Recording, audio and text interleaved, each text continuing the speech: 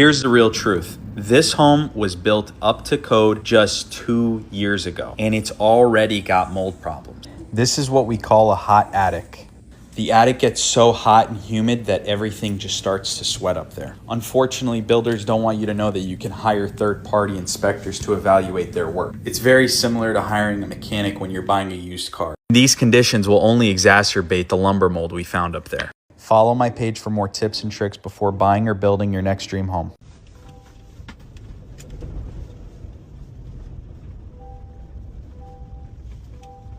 Apparently he has 2 trucks. I've got this.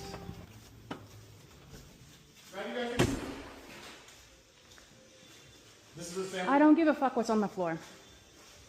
You need to give a fuck what's on the floor. Well, tell me why. Because this is what Is that what my shower is? because you're not listening. First of all, you're not gonna fucking talk to him like that. The fuck I won't. Everybody stop.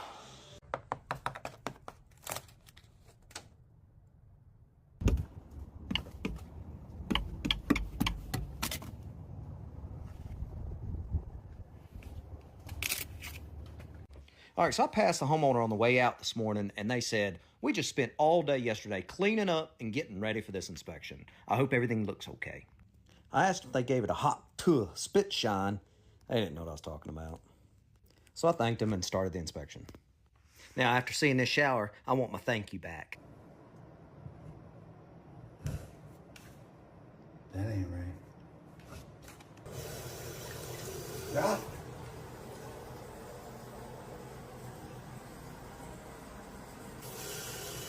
I mean, where's the fire at?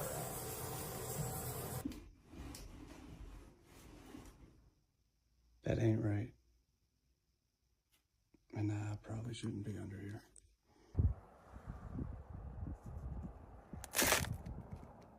That ain't right.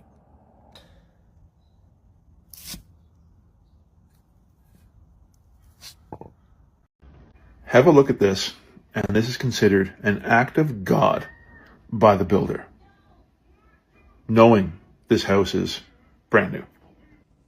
So with the driving rain that we've had the last couple of days, this floor is soaked. And as you can see, baseboard's swollen up.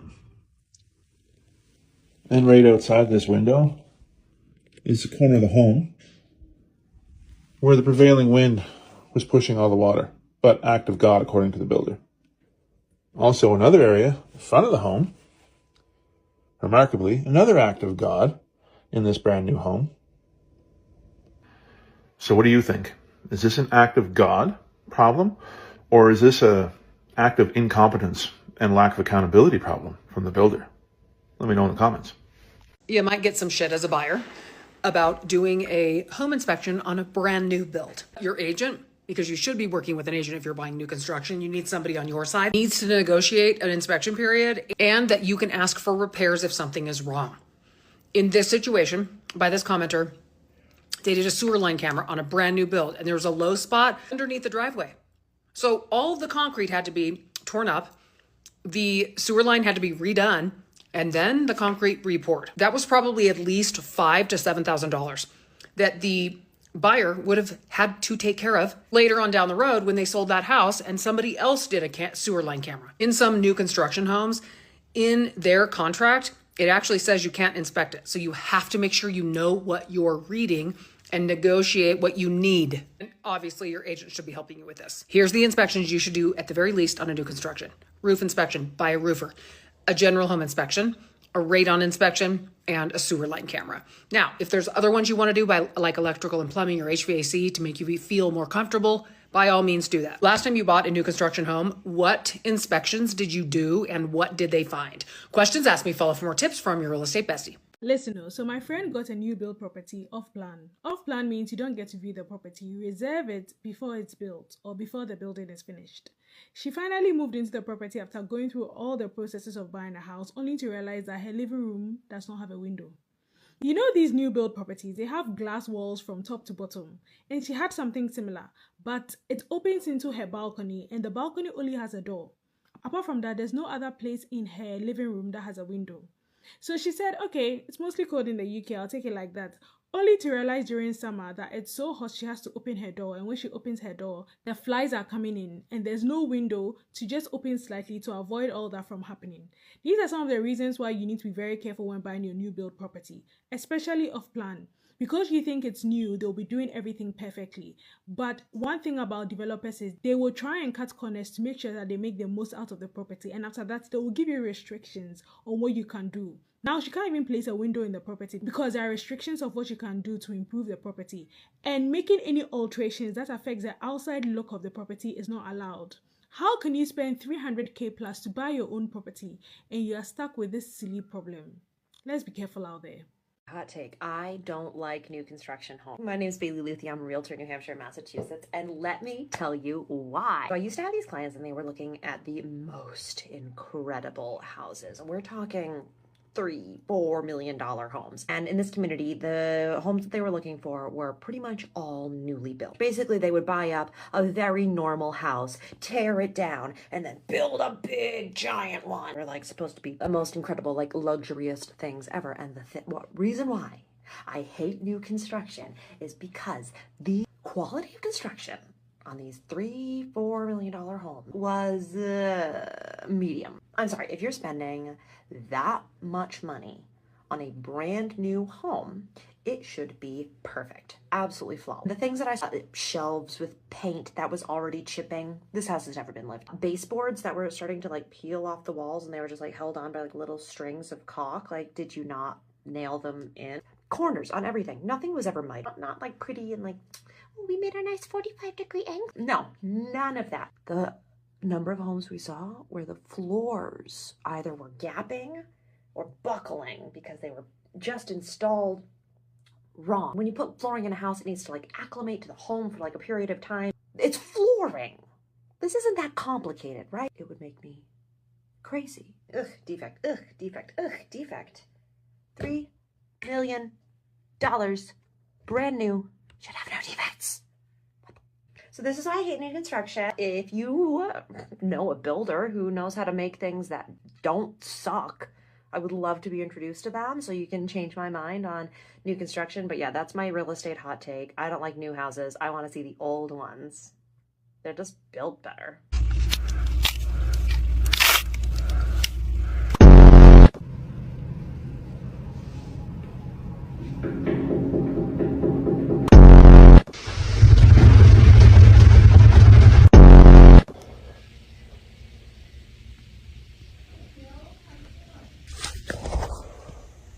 Don't do that.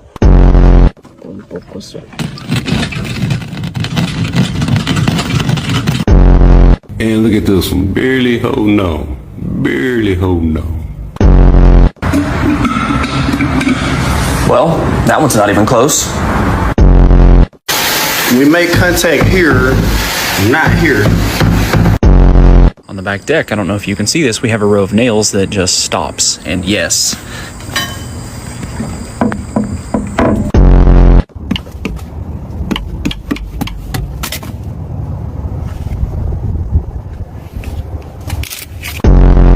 one of the biggest mistakes that I see buyers make is assuming that a new construction home doesn't need a home inspection.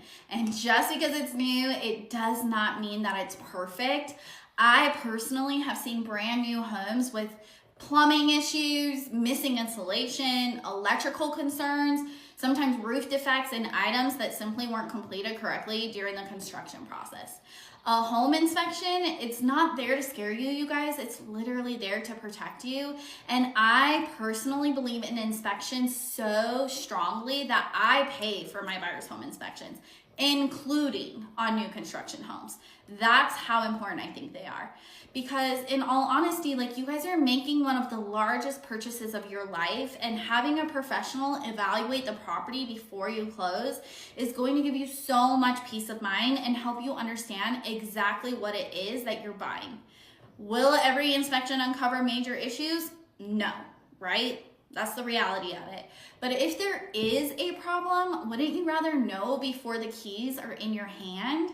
I would rather my clients know everything up front rather than discover problems after they have unpacked the moving truck. We're about to spend 6 figures on the grossest house you've ever seen, and here's how we make sure it doesn't ruin us. Now we are in something called the due diligence period. Basically, the seller has accepted our offer, but we get a window of time to investigate everything before we're locked in. Think of it like dating before you get married. This is our chance to find the deal breakers. What are we actually doing? We sent a camera down the sewer line. Sounds gross, it is gross, and I was up till midnight watching those videos. This is the kind of stuff that can bankrupt a flipper. We've got multiple quotes on the air conditioning and the swimming pool because the first number you hear is never the real number, and in Phoenix, air conditioning is not optional. We are playing with the floor plans too. One option we keep coming back to is converting this into a 3-bed, 2-bath. We've also been talking to lenders, comparing terms, and getting our money lined up. We're figuring out the answer to the big question: how do we actually make money on this thing? The good news is this house pencils in a few different ways. The annoying news is we have to pick one. So we're running numbers on every option and going with whatever makes the most sense, even if it's the boring answer. We close in just a few days, and after that, there's no undo button. So follow along, because win or lose, I'm showing you what flipping actually looks like. You know, the most frustrating part about this whole house buying situation is how slimy and sketchy some of these listing agents and homeowners can be. Like I understand that you are trying to sell your home. I get it. And I understand that sometimes your home is not in a great state, right? Like there could just be a bunch of crap in the walls, whatever the case may be, right? But for me, I highly value integrity and honesty and trust, honor. Honor's a big thing. Kindness. Like, I would much rather, as a buyer, have the owner and the listing agent be honest with me about what's going on with the house. One, because it saves us both time. Like there's going to be somebody to buy your house, okay? It's not going to be me, because I don't have time for that. I'm a single lady and I do not have the manpower or the wherewithal to take on a fixer-upper, right? The first house that I was seriously planning to put an offer in, there were just a couple of like red flags. It's a long story, but one of the biggest ones is that the wiring was all aluminum. And okay, fine, but it's the fact that I guess it was an investor that had bought the house. Anyway, they were already going to go in the walls and like add gel to the wiring. I don't know what that does. And my thought is, why don't you just go ahead and replace the wiring? Like, just do the right thing from the get-go. That's been my whole thing, even as a teacher. Like, just do the right thing, have honor, have integrity. Like, just be honest, right? Like, don't get my hopes up. There was another house that I was really excited about, but it was above my price point. So I had not even entertained it. I didn't really look at it. Like I kind of did, but not really, just to see what it was. But my realtor texted me and said that the seller was going to be a motivated seller. And I was like, oh, okay, well, maybe they can, afford to go down, a couple grand, right? to get closer to my price point. So we go look at the house and it's beautiful. It's like really, really well done, renovated. It looks gorgeous, right?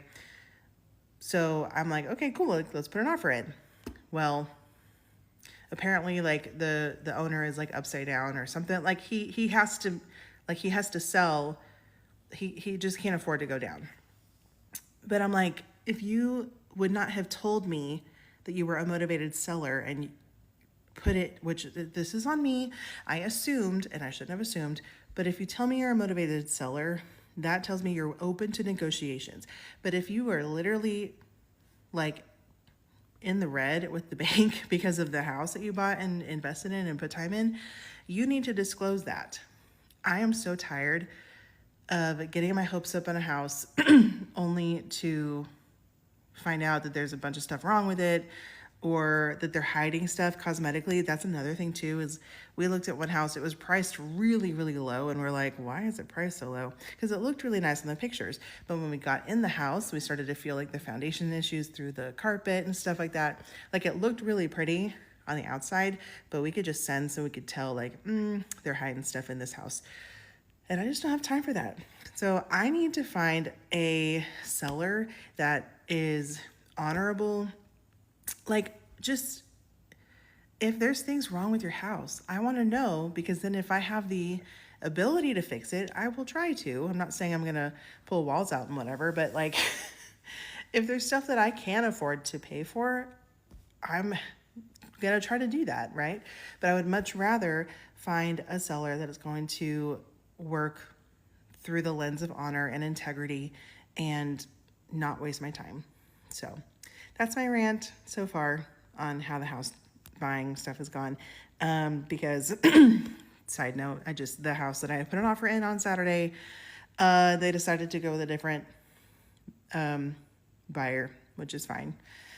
So a little bummed, but it is what it is. So I'm back at square one, looking again at homes. You would think it would not be hard to find a 3-bed, 2-bath house for my price point in somewhat of my area. I've expanded to not just be in my one city that I'm trying to look at, but like even adjacent cities that are within ideally 10 minutes, but I'm, if I need to go up to 20 minutes, I will. I currently live 36 minutes away from school, which is fine. It's not a bad commute. I'm used to commuting. I'm just really tired of it. I would much rather be closer, because I go to church in that city as well. So I work in that city and I go to church in that city, and that's kind of the two places I'm at all the time. So I would like to be a little bit more central to there. But I'm just trying to be open to what the Holy Spirit has for me, and, just praying. Maybe this isn't the right time to buy a house. I don't know. I do want a single family house. I don't think I want a condo. I don't think I want a townhome. I really want my own space. So that's what I'm trying to find. It's been a journey since 2024.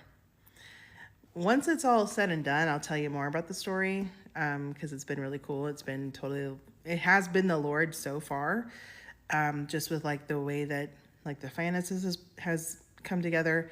But yeah, it's been kind of a rough go. So who knows? Maybe the house that he has for me will pop up on the website in the morning. We'll see. I'm constantly looking at the what is it, MLS website or whatever. So if y'all got any leads, if anybody's looking to sell a house to somebody who's in the Dallas-Fort Worth area, let me know. What's up? Listen, if you're in the market to buy a new house, I'll say this much. Do not buy a house after 2020. You want to know why? Okay, I'll show you why. Hold on. Most of these houses go up in 4 days. No joke. We pour the foundation. They don't even wait a day for it to cure. Not even a day. I want you to see something real quick. Look at that. Oh, look at how even that is. Yep. Wait a second. No, that's not even the start of it. I mean, I'm going all over this place and see how far off they are. Look at that. Oh man, I know I'm not buying a brand new house. If you want something good, you gotta do it yourself. I mean, look at that. Oh my, no. No, this is not the kind of quality you want to have. I mean, this is weak at what it is. All they're gonna do is just slap some cheap drywall over.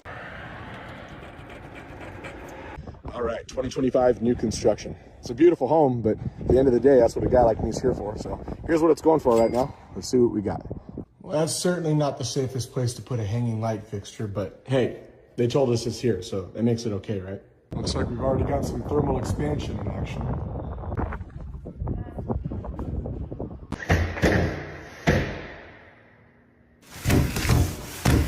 You can see that this one's not even lined up. So there's normal shrinkage cracks, and then there's this. Not the same thing. I have no idea why you would butt up a retaining wall against vinyl siding. That's just going to cause damage. This one's got 2 dishwashers. Pretty cool. Be a lot cooler if they both worked, though.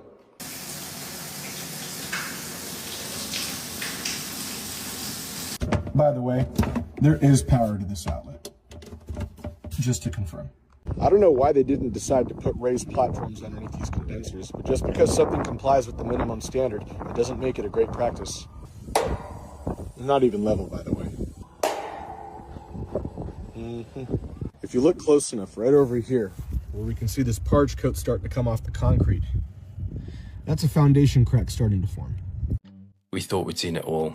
Then we inspected this masonette new build, which was a house of horrors. Issues got more and more shocking in each room we went into, and we've got no idea how it was signed off, as not only was it not fit for purpose, it was also dangerous. It's easily one of the worst properties we've inspected, and ironically this independent builder is selling it as a high-end development. Our job soon turned from creating a snag list into writing a catalogue of building regulation breaches, with the main one being the staircase, where if the door doesn't knock you down the stairs, then the ceiling may do the job for you, and we don't expect this handrail to be much use either.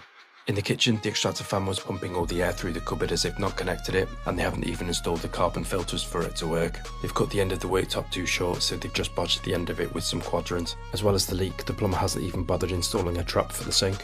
The socket was too close to the hob, but at least it worked, which is more than can be said for the others we tested. In the bathroom, as well as the shower head being unusable for anyone over 5 foot, we scratched our heads why there was a second extractor fan installed, and it turns out they drilled a hole in the ceiling that they couldn't be bothered repairing, so they just glued a fan cover over to hide it instead. And to make matters worse, it smelt of sewerage, and that's thanks to the plumber not installing the trap in here too. All the doors were badly damaged, and the attempt at repairing them was just pitiful. Speaking of poor workmanship, the plastering and paintwork was just shocking, and the tiling wasn't much better either. Even the fixtures that were being sold at a premium were tarnished. And with no mechanical ventilation, these 2 windows are the only way of cooling down when it gets too hot inside, and as well as them not being easy to access from the inside, it's not great from a security point of view either.